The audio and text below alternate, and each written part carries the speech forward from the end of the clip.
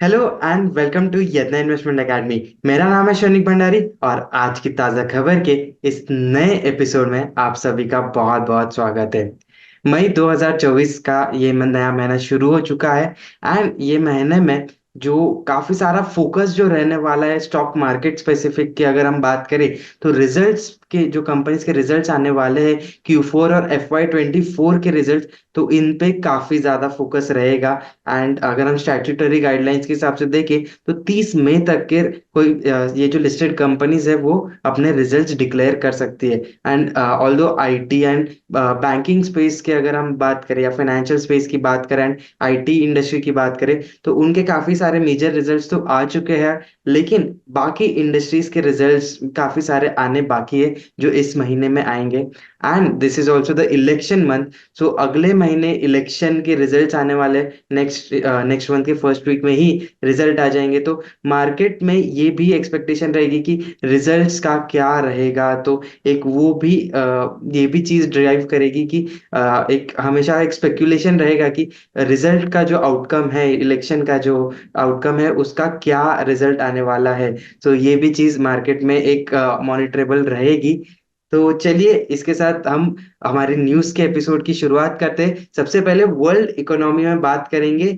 सबसे important news that is coming from US federal reserve. So US के जो federal reserve की FOMC committee जो है, तो उस कमिटी की आज मीटिंग हुई एंड इन्होंने ये डिसाइड किया कि जो यूएस के रेपो रेट्स या की इंटरेस्ट रेट जो है उसको वो अनचेंज रखेंगे, यानी कि 5.25 से लेके 5.5% का बेंचमार्क रेट यहाँ पे रहने वाला है। And this is the sixth consecutive meeting जहाँ पे यूएस के जो सेंट्रल बैंक है या जो फेडरल रिजर्व है वहाँ का, तो उन्होंने रेट हाइक या रेट पे डिक्लाइन नहीं किया है। सो एफओएमसी के मिनट्स में ये भी बात आई कि उन्होंने कहा है कि जो उनका 2% का टारगेट इन्फ्लेशन है वहां पे अभी काफी ज्यादा प्रोग्रेस दिखाई नहीं दी है। इसी वजह से वो इंटरेस्ट रेट कट करने में डिले कर रहे हैं। सो अगर हम लेटेस्ट कुछ नंबर्स देखें यूएस इकोनॉमी के, तो ऐसा लग रहा है कि इन्फ्लेशन भी है लेकिन ग्रोथ भी है। सो दोनों हिसाब से अगर देखा जाए तो रेट कट की जो एक्सपेक्टेशन है वो इसी वजह से थोड़ी सी डिलेड हुई होती हुई नजर आ रही है कि इन्फ्लेशन जब थोड़ा सा और ज्यादा स्ट्रांगली नीचे जाते हुए दिखेगा तो वो टाइम पे रेट कट्स नजर आ सकते हैं एफओएमसी के द्वारा। सो ऐसा उनका एक आउटलुक यहाँ पे उन्होंने शेयर किया है। नेक्स्ट हम इंडियन इकोनॉमी की बात करेंगे। यहाँ पे इंडिया का जो जीएसटी कलेक्शन रहा है अप्रैल 2024 में, वो रिकॉर्ड हाई पे रहा है। 2.1 लाख करोड़ का ग्रॉस कलेक्शन यहाँ पे जीएसटी में हुआ है। एंड अगर हम इसको कंपेयर करें लास्ट ईयर के अप्रैल से, यानी अप्रैल 2023 से, तो 12.4% का ईयर ऑन ईयर ग्रोथ इस क्वार्टर में इस मंथ में देखने को मिला है in GST collection. So domestic transactions जो हुए हैं वहां पे 13.4% का ग्रोथ एंड इंपोर्ट जो है 8.3% का ग्रोथ जीएसटी में इन दोनों सेगमेंट्स में देखने मिला है।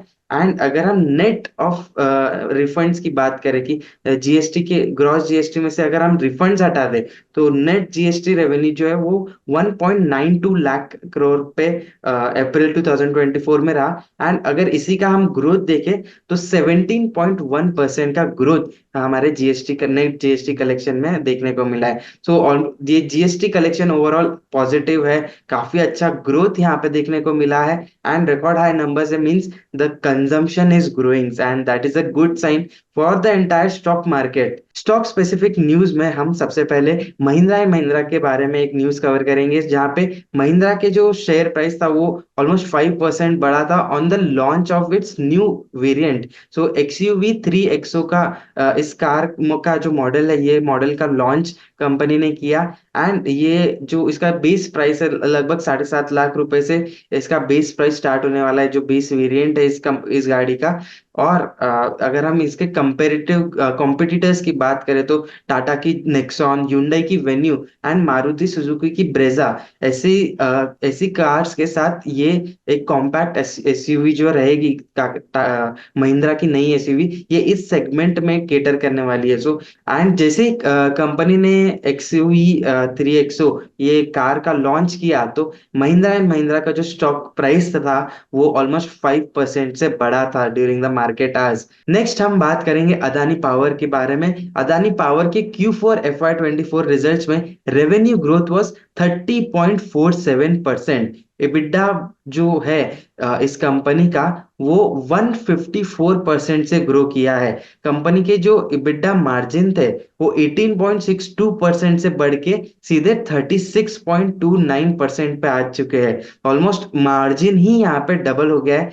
एंड अगर हम नेट प्रॉफिट देखें तो नेट प्रॉफिट में हमें थोड़ी गिरावट दिख रही है। इसका ये रीजन है कि बेस क्वार्टर में काफी सारे इनकम टैक्स या जो करंट टैक्स और डेफर्ड टैक्स का क्रेडिट यहाँ पे बेस क्वार्टर में था, तो उस वजह से एक बेस इफेक्ट के वजह से यहाँ पे जो नेट प्रॉफिट है वो गिरा हुआ दिख रहा है। लेकिन अगर हम वो हटा दे तो नेट प्रॉफिट की भी काफी स्ट्रांग ग्रोथ नजर आ रही है। कंपनी का जो ओवरऑल इंस्टॉल्ड कैपेसिटी हो गई, पावर इनका जो पावर जनरेशन कैपेसिटी है वो 15.25 गीगावाट्स की हो चुकी है as of the end of Q4 FY24। यहाँ पे कंपनी का जो प्लांट लोड फैक्टर था वो काफी अच्छा बढ़ा है। So that is very important matrix for any power company.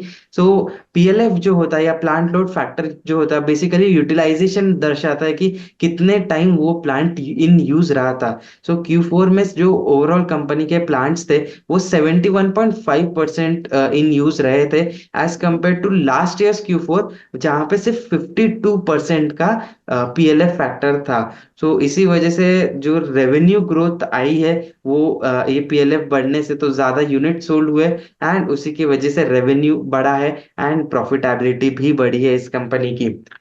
Next हम बात करेंगे अंबुजा सीमेंट्स के बारे में। बहुत ही अच्छे रिजल्ट आए हैं। 12% का रेवेन्यू ग्रोथ यहाँ पे कंपनी ने पोर्ट्रे किया है। लेकिन अगर हम एबिडा की बात करें तो 37% का एबिडा ग्रोथ देखने को मिला ईयर ऑन ईयर, अगर हम सिर्फ Q4 FY24 की बात करें तो। कंपनी का जो एबिडा पर टन है वो 17% से बढ़ गया। 148 रुपीज का इजाफा यहाँ पे हमें देखने को मिला है। तो ऑन एन एवरेज 1026 रुपीज का एबिडा पर टन यहाँ पे हमें देखने को मिल रहा है इस कंपनी में। सो नेट प्रॉफिट की बात करें तो 64% का ग्रोथ इस क्वार्टर में देखने को मिल रहा है इन नेट प्रॉफिट। लेकिन अगर हम यहाँ पे एक्सेप्शनल आइटम्स का को हटा दे तो नेट प्रॉफिट की ग्रोथ थोड़ी सी कम थी। इसका एक रीजन ये था कि डिप्रिसिएशन कॉस्ट जो है वो बढ़ गया है। ऑल्दो बिकॉज ये कंपनी काफी ज्यादा केपेक्स कर रही है, तो उस वजह से डिप्रिसिएशन का बढ़ना तो स्वाभाविक है। बट ये अगेन नॉन कैश आइटम होता है, सो इतना ज्यादा फर्क नहीं पड़ना चाहिए। अगर हम कंपनी के टोटल कैश अवेलेबल की बात करें तो मोर देन 24,000 crores का कैश अभी कंपनी के पास अवेलेबल है।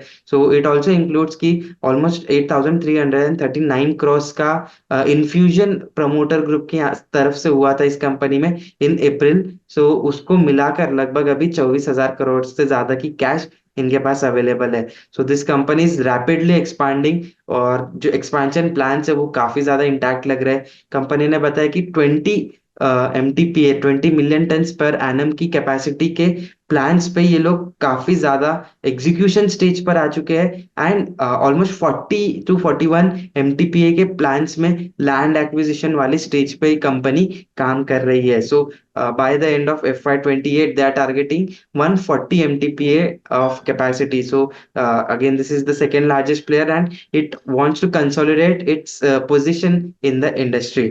इंडस टावर्स के भी रिजल्ट्स यहाँ पे आ चुके हैं। सो इंडस टावर्स का भी रिजल्ट जो है काफी अच्छा रहा है। जो रेवेन्यू है ऑलमोस्ट 6.5% का ग्रोथ था ईयर ऑन ईयर।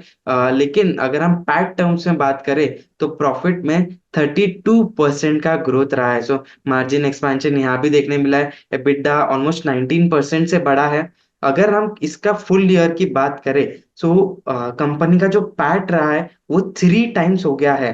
तो ऑलमोस्ट 6,000 करोड़ से ज्यादा का पैट कंपनी ने FY 24 में रजिस्टर किया। अगर कंपनी का टोटल टावर बेस की बात करें, तो 2,19,000 से ज्यादा के टावर्स अभी कंपनी के पास करेंटली अवेलेबल है। हैवेल्स इंडिया ने भी अपने रिजल्ट्स डिक्लेयर किए। रेवेन्यू ग्रोथ ऑलमोस्ट 12% का रहा है, लेकिन अगर हम नेट प्रॉफिट की बात करें तो ये ग्रोथ डबल है, ऑलमोस्ट 25% का ग्रोथ नेट प्रॉफिट के टर्म्स में देखने को मिल रहा है। तो की सेगमेंट्स की बात करते करेंगे हम तो केबल सेगमेंट में ऑलमोस्ट 14% का रेवेन्यू ग्रोथ देखने को मिला है। जो इनका ECD सेगमेंट है, इलेक्ट्रॉनिक कंज्यूमर ड्यूरेबल्स, तो उसमें भी अच्छी ग्रोथ देखने को मिल रही है। जो प्रॉफिटेबिलिटी बढ़ी है उसमें काफी एक मेजर कंट्रीब्यूशन है कि लॉयड का जो सेगमेंट है जो कंटिन्यूअसली लॉस बना रहा था, वो अभी इबिट बेसिस पे पॉजिटिव हो गया है। तो वहां से कंपनी की प्रॉफिटेबिलिटी इंप्रूव हुई है। सो लॉयड का यहाँ पे एक जो टर्न अराउंड हुआ है, प्रॉफिटेबल जो हुआ है ये सेगमेंट, तो it could really benefit this company in the long run. लेकिन वी होप कि ये वन ऑफ इवेंट नहीं हो, बिकॉज Q4 है, डिमांड ज्यादा होती है एसीज में। बट अगर ऐसी जो प्रॉफिटेबिलिटी ये लोग मेंटेन करके इम्प्रूव कर पाए इस सेगमेंट में, तो ये जो हैवेल्स कंपनी है इसके ओवरऑल प्रॉफिटेबिलिटी में काफी अच्छा ये सेगमेंट कंट्रीब्यूशन इस सेगमेंट से आ सकता है। तो अभी हम इकोनॉमिक्स एक्सप्लेन्ड इस सेक्शन में बढ़ते हैं। तो एक स्क्रीन में आप लोगों के साथ शेयर करता हूँ। आप सभी ने ये एक ऐसी न्यूज़ तो सुनी ही होगी कि इंडिया का मैन्युफैक्चरिंग PMI काफी रोबस्ट है, इंडिया का सर्विस PMI इस लेवल पे आता है। तो ये PMI एक्चुअली होता क्या है, इसके बारे में आज हम एक छोटा सा डिस्कस करेंगे और अंडरस्टैंड करेंगे कि ये नंबर क्या दर्शाता है एंड ये क्यों इम्पोर्टेंट है और इस नंबर को कैसे रीड किया जाए। तो ये सारी चीजें हम अभी डिस्कस करेंगे। तो बेसिकली जो PMI है वो एक मेजर है दैट, जैसे अगर हम मैन्युफैक्चरिंग PMI देखें तो वो मैन्युफैक्चरिंग सेक्टर के परफॉर्मेंस को दर्शाता है। तो बेसिकली एक 500 कंपनीज का सर्वे किया जाता है, जिसके अंडर लगभग 5 इंडाइसेस होते हैं, which includes like new orders, output जो है, एम्प्लॉयमेंट है, सप्लायर्स डिलीवरी टाइम्स है and stock of items purchase. तो इन सभी का इंडेक्स बनाया जाता है on the basis of a survey of 500 different companies. So this is all data based सर्वे। तो ऐसा नहीं कि सर्वे है मतलब ऐसे ही कोई मनगढ़ंत है, मनगढ़ंत चीज यहाँ पे लिख दी है, but this is all data back survey. इसके ऊपर से एक इंडेक्स बनता है एंड ऐसे सारे पांचों कंपोनेंट्स के जो इंडेक्स बनने के बाद एक मेजर इंडेक्स बनता है that is called purchasers managers index या purchasing managers index. What is the use of this PMI? सो PMI बेसिकली इकोनॉमिक ट्रेंड्स को बताता है। सो जब PMI का नंबर जो है वो 50 से ऊपर आता है, सो इट मीन्स जो मैन्युफैक्चरिंग एक्टिविटी है वो ऑन अ एक्सपांशनरी स्टेज है। लेकिन अगर ये नंबर 50 से नीचे आता है, तो यहाँ पे जो इकोनॉमी है या जो मैन्युफैक्चरिंग एक्टिविटीज है वो ऑन अ कॉन्ट्रैक्शनरी स्टेज पे जाती है। और अगर हम 50 का नंबर देखते हैं, अगर PMI जो है वो नंबर 50 पे आता है, मतलब there is no change in the activity. So जैसा लास्ट मंथ था वैसा ही इस मंथ है। सो अगेन ये जो नंबर जो होता है, so this change is determined on the base of the previous month. So month on month एक चेंज यहाँ पे देखने को मिलता है कि लास्ट मंथ से इस मंथ में कैसा चेंज हम देख सकते हैं। अगर हम PMI के बारे में एक इंटरेस्टिंग चार्ट देखें, इफ PMI अगर हम स्टार्टिंग में देखें, तो अगर PMI यहाँ पे बढ़ता हुआ नजर आ रहा है, 50 से ज्यादा है। 50 से ज्यादा है इसका ये मतलब है कि ये एक्सपांशन है, यहाँ पे एक्सपांशन तो हो रहा है। लेकिन अगर पिछले महीने से इस महीने का PMI नंबर भी बढ़ रहा है, तो एक्सपांशन का जो रेट है वो भी इंक्रीज हो रहा है। And on the flip side कि अगर PMI का नंबर गिरता है, लेकिन if it still stage above 50, तो मतलब एक्सपांशन तो है लेकिन the rate of expansion has fallen.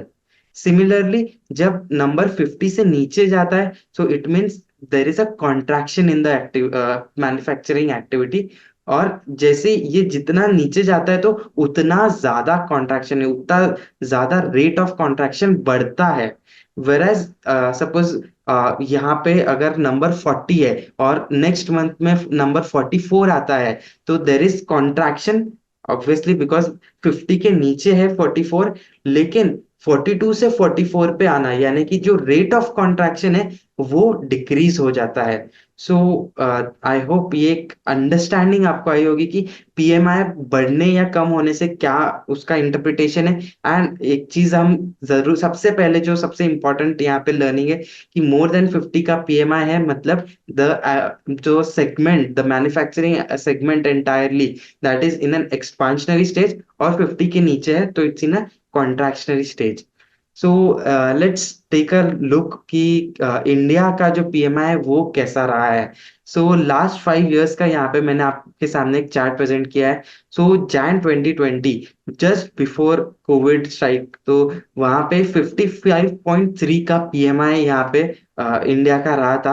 And April 2020 में जब कोविड का ऑनसेट हो गया एंड लॉकडाउन आ गया था, फर्स्ट लॉकडाउन जब हमने देखा था, तो 27.4 का पीएमआई यहाँ पे रजिस्टर किया गया था। उसके बाद ऑलमोस्ट अक्टूबर 2020 में 58.9 का जो पीएमआई यहाँ पे इंडिया का मैन्युफैक्चरिंग पीएमआई रहा था। उसके बाद जून 2021 अगेन लॉकडाउन का पीरियड रहा था। सो काफी पार्ट्स ऑफ इंडिया में लॉकडाउन था, तो उस वजह से कॉन्ट्रैक्शन हमें देखने को मिला। 48.1 पॉइंट्स का पीएमआई इंडिया का रहा था। लेकिन मार्च 2024 जो लेटेस्ट नंबर है हमारे पास पीएमआई का, that is 59.1 points, and this is highest number in last 20 years. So almost काफी ज्यादा एक स्ट्रॉन्ग नंबर यहाँ पे हमें देखने को मिल रहा है। 59.1 का पीएमआई अभी तक के अचीव नहीं हुआ था। एंड ये जो नंबर है एवरी मंथ रिलीज तो होता है। सो आई होप कि जब आज ये नंबर रिलीज होगा, बिकॉज जो मैन्युफैक्चरिंग पीएमआई एवरी मंथ के सेकेंड जो डेट होती है, तो जैसे 2 मई जो आज की डेट है, तो 2 मई का जो पीएमआई नंबर है वो अप्रैल का ग्रोथ दर्शाएगा। तो आई होप कि अप्रैल का जो नंबर है वो आप जब ये न्यूज़ पढ़ोगे तो आपको समझ में आएगा कि what is this number and what does it indicate. So just blindly reading करने से बेटर रहेगा कि आपको अभी आगे जाके ये नंबर का सही मीनिंग आपको यहाँ पे समझ में आया हो। So that is it for today. अगर आपको ये वीडियो पसंद आया है तो इसे प्लीज लाइक कीजिए, ज्यादा से ज्यादा लोगों के साथ शेयर कीजिए और अपने व्यूज कमेंट्स में बताइए। और ऐसे ही फंडामेंटल एनालिसिस के लिए यदना इन्वेस्टमेंट एकेडमी के साथ बने रहिए। Thank you.